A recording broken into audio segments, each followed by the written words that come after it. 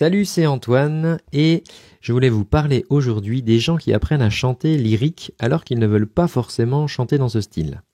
Alors la voix lyrique, la voix des chanteurs classiques, c'est une voix qui est hyper performante. C'est une voix qui est hyper technique, qui est très longue à travailler et voilà, c'est assez difficile, c'est exigeant.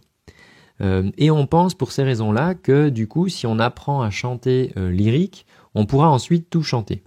Ce qui est archi faux, complètement faux. Voilà, ça marche pas du tout comme ça. Et pour te donner un exemple, je vais te donner l'exemple des voitures et d'une Ferrari. C'est-à-dire qu'on pourrait imaginer par exemple que la voix lyrique, ça serait comme une Ferrari. Donc la Ferrari, c'est une voiture hyper technique, un moteur hyper performant. C'est une voiture qui est très coûteuse, qui est dimensionnée pour aller très vite, pour avoir des super rendements. Mais si tu utilises une Ferrari pour aller faire le Paris-Dakar, ça va pas du tout bien se passer. Tu vas au premier caillou, tu vas casser la voiture, tu vas rester enlisé, ça marchera pas. Et donc tout autant que cette Ferrari, la voix lyrique est une voix très performante, très exigeante aussi à produire. Est très impressionnante à écouter, on va pas pouvoir se servir de cette voix-là et donc des techniques de cette voix-là pour chanter le reste. Donc, si vous ne chantez pas dans le style lyrique, si vous chantez pas du chant classique, c'est absolument pas une bonne idée d'apprendre à chanter en chant lyrique, chant classique, pour chanter du rock après ou de la pop ou autre chose. Alors, ce qu'il faut comprendre en fait, c'est que cette voix lyrique, elle a une histoire. C'est une voix qui vient d'un temps où il n'y avait pas de micro. Alors on réalisait les concerts dans des salles avec une très bonne acoustique, ça c'est sûr. Voilà, il y a des superbes théâtres et des lieux qui étaient construits pour faire de la musique, et c'est pour ça que du coup, quand on fait maintenant des concerts de musique classique dans des halls, des expositions, c'est absolument horrible au niveau du son parce que les salles ne sont pas conçues pour ça. Mais à l'époque, on n'avait que l'architecture où on pouvait construire des théâtres qui allaient faciliter l'acoustique. Et on avait la technique de chant, donc de cette voix lyrique, qui allait permettre au chanteur, même s'il était tout seul, de passer à travers le son de l'orchestre, parce que vous imaginez bien que sans amplification, l'orchestre c'est 50 à 80 gugus là qui jouent derrière vous, et vous chantez, et il faut qu'on entende votre voix, et vous êtes tout seul. Et donc cette voix lyrique, elle a été construite, en fait elle s'est construite au fur et à mesure des années, pour pouvoir, en utilisant des techniques qui permettaient de porter la voix de manière très forte et puissante, de manière à ce que les spectateurs puissent entendre les magnifiques mélodies qui étaient composées à l'époque. Alors c'est une voix qui du coup, dès l'instant où on a commencé à introduire des micros au début du siècle dernier du coup maintenant, toutes ces techniques en fait pour porter la voix n'avaient plus forcément lieu d'être. Et à partir du moment où les micros sont arrivés, on a pu se permettre de susurrer, de souffler, de chanter moins fort tout simplement, puisque l'amplification allait porter notre voix jusqu'au spectateur, jusqu'à l'auditeur dans la salle. Donc ces techniques-là, par exemple, ces techniques de voix lyrique qui te permettent, par exemple, de porter la voix très très puissamment, si tu chantes de la pop ou de la folk, tu vas pas en avoir besoin. L'autre chose aussi, c'est que la voix lyrique, elle a une couleur très spéciale. Et alors là, en plus, il y a des spécialités, c'est-à-dire que tu vas pas chanter de la musique baroque, par exemple, de la même manière que tu vas chanter de la musique du 19e siècle. Tu comprends, c'est hyper codé au niveau stylistique, et du coup tu vas forger le son, tu vas customiser le son, c'est ce qu'on appelle les effets de voix, c'est ce qu'on utilise aussi dans le rock, mais on n'utilise pas les mêmes. Et donc tu vas utiliser ces effets de voix pour customiser le son et donner cette couleur très particulière qui va faire que dans le style ça va sonner. Et ces techniques-là, tu vas pas forcément en avoir besoin si tu chantes d'autres styles. Alors ça veut pas dire que t'as pas besoin de technique pour chanter les autres styles, non. Mais simplement, c'est pas les mêmes ingrédients. Tu vois, c'est un peu comme quand tu fais une recette. Ben voilà, c'est comme la Ferrari, si tu veux, et le 4x4. La Ferrari, elle est hyper rabaissée pour être au plus près de la route, parce qu'on veut qu'elle soit hyper aérodynamique et qu'elle reste plaquée au sol. Alors que quand tu vas dans le désert, faire le Paris-Dakar, c'est tout l'inverse. Tu veux une voiture qui est surélevée, parce que tu veux, voilà, qu'elle s'enlise pas, tu veux qu'elle puisse franchir les obstacles, et qu'au premier caillou, elle parte pas en tonneau, quoi. Donc le truc qui est vraiment embêtant là-dedans, c'est que tu peux te faire mal. C'est-à-dire que si de la même manière que voilà ta voiture, si tu l'utilises pas à bon escient, tu vas dans le désert avec ta Ferrari, tu vas te planter. Tu vas avec un 4x4 sur une piste, bah tu risques de faire des tonneaux, voilà, parce que tu vas pas assez coller au sol. Et c'est pareil en chantant. Si tu apprends à chanter en lyrique alors que tu veux chanter dans d'autres styles, bah tu peux te faire mal. Tu peux te faire mal parce que physiologiquement, par exemple, ton larynx, on va pas utiliser les mêmes hauteurs de larynx, on va pas se servir de nos cordes vocales de la même manière pour chanter en chant lyrique que dans un autre style. Ce qu'on va faire pour obtenir les couleurs en chant lyrique, on va pas avoir besoin de le faire dans d'autres styles. Le travail de la langue, par exemple, il va être complètement différent. Et alors, d'une part, donc voilà, si t'apprends à chanter en voix lyrique et que tu te mets à chanter dans un autre style, bah là, ça va être la catastrophe parce que ça va être vraiment la caricature. Alors, je sais qu'il y a certains chanteurs lyriques qui ont fait ça. Enfin, c'est horrible, quoi. C'est-à-dire que ils vont chanter de la pop ou de la variété, mais en gardant leur voix lyrique.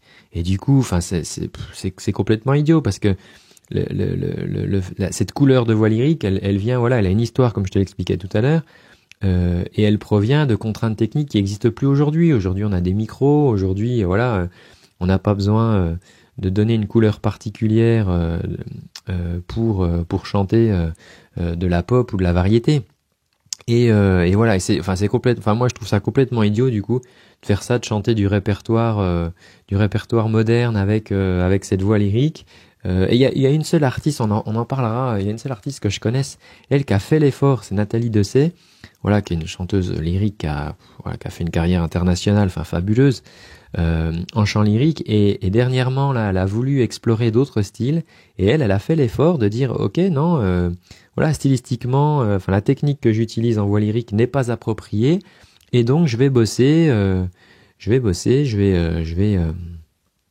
travailler cet autre style, ces autres effets, ces autres techniques. Et voilà, après plus de 20 ans de carrière internationale, bah, chapeau, moi je dis, voilà, de dire, ok, je vais apprendre à chanter autrement pour chanter dans d'autres styles.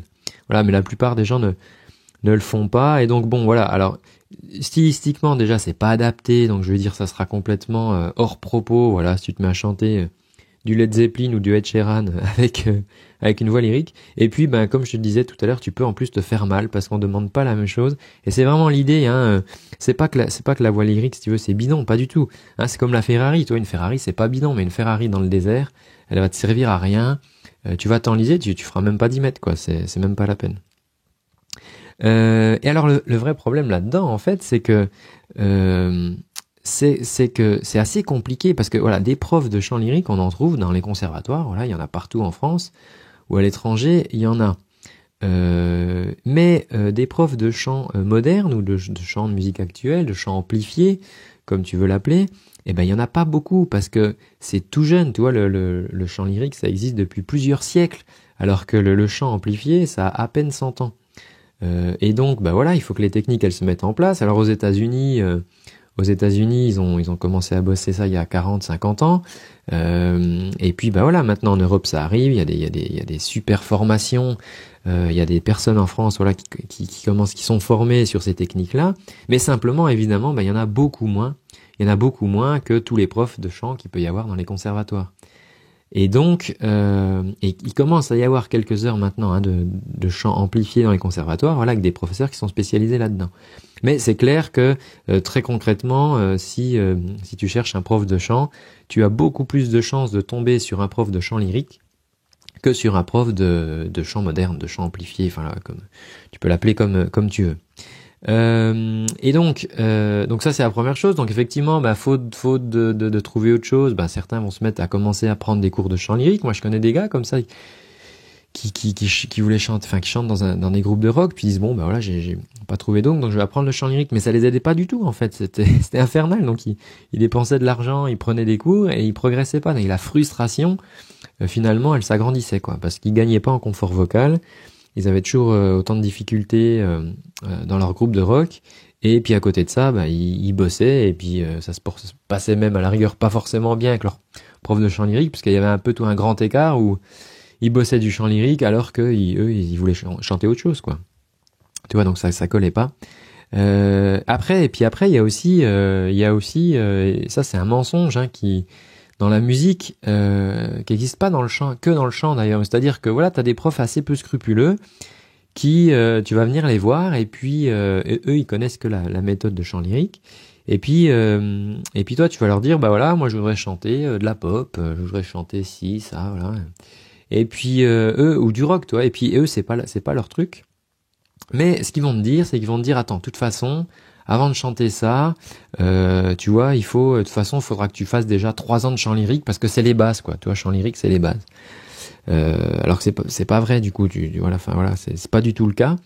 Mais ils vont te dire ça. Et j'ai vu ça aussi en guitare, tu vois, des petits jeunes là qui veulent apprendre à des petits jeunes ou des moins jeunes d'ailleurs, hein, qui veulent apprendre la guitare électrique, puis ils tombent sur un prof de guitare classique, et puis comme le gars il maîtrise pas du tout toi la guitare électrique, c'est pas du tout son truc, toi c'est ce que de jouer au Mediator par exemple, bah il va dire non mais attends, il faut déjà que tu commences la classique toi pour apprendre les bases, donc tu vas apprendre les notes, tu vas apprendre le placement des doigts et tout, mais sauf que la main droite elle a rien à voir par exemple, tu vois, c'est pas du tout et on va pas bosser pareil. On va bosser avec des partitions, on va bosser voilà avec une main droite qui va se placer de telle manière sur les cordes. Tu sais, ils ont un petit pédalier aussi, enfin un petit support là, une petite réhausse, tu sais, pour poser la guitare, tout ça. Et voilà, il y a une position et c'est magnifique. Hein, je dénigre pas du tout ce style, mais simplement c'est pas la même chose. Voilà, les guitares électriques, tu vas jouer qu'un médiator, tu vas jouer des accords, tu vas jouer, c'est pas la même chose. Et ben pour le chant c'est pareil. Voilà, moi je sais parce que bon, bah, voilà, j'en entends parler par des gens avec qui je travaille. Il y a des fois des professeurs qui se disent bon allez, je vais toujours gagner un élève de plus. Et puis bah c'est pas grave, je vais le faire bosser mon chant lyrique là pendant 2-3 ans. Ça sera toujours ça de prix. Sauf qu'en fait ça sert personne parce que l'élève il est frustré. Hein, toi si par exemple ça t'arrive, tu vas être frustré parce que tu vas dire allez tant pis, il faut que je galère, je vais faire 2 ans de chant lyrique parce qu'on m'a dit que c'était les bases, alors que c'est pas vrai.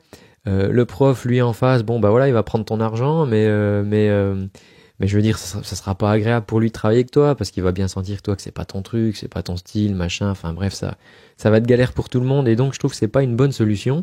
Il vaut mieux que tu continues à chercher, il vaut mieux que tu continues à te chercher un prof. Il y en a de plus en plus, ça arrive, voilà, il y a du monde. Donc continue à chercher plutôt que d'apprendre des techniques qui vont pas te servir et même qui risquent de te desservir parce que tu peux te faire mal quoi, hein. C'est vraiment l'idée. Si tu utilises ta Ferrari dans le désert, t'as beau avoir plein de thunes et une super classe et machin, et bah oui, mais tu resteras planté quoi. Et le gars qui va venir avec un vieux Toyota, un vieux 4x4, tu sais, les vieux pick-up là, et qui va se pointer dans le désert avec ça, bah lui il va passer quoi. Donc voilà, je t'incite à continuer à chercher. Après moi je peux t'aider un petit peu là-dedans, dans le sens où j'ai mis en place une petite formation, un petit kit de démarrage qui est gratuit. Et c'est 1 mois de vidéos, en fait, c'est des cours vidéo que tu vas recevoir pendant 1 mois avec les bases, les premières bases, techniques de respiration, voilà, comment commencer à bosser. Et ça, c'est des bases de chant vraiment tout style. Tu vois, je veux dire, parce que le style après, il va venir dans les effets.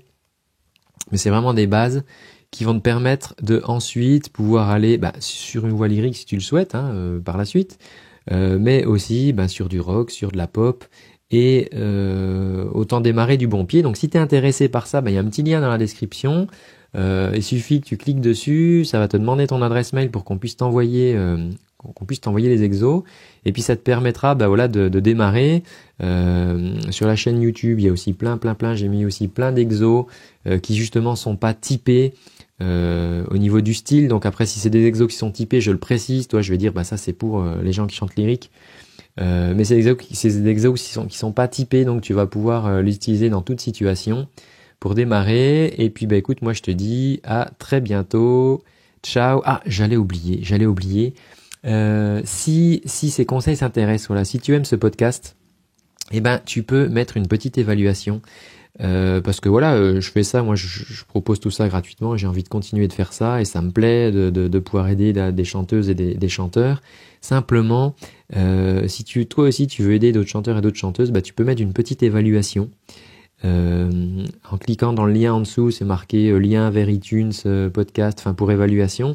Et voilà, tu mets un petit nombre d'étoiles en fonction de ce que tu as pensé de ce podcast. Tu peux mettre un petit commentaire et ben ça aidera à faire connaître tout simplement ce podcast de manière à ce que d'autres chanteuses et d'autres chanteurs puissent aussi profiter de tous ces conseils. Je te dis à très bientôt. Ciao.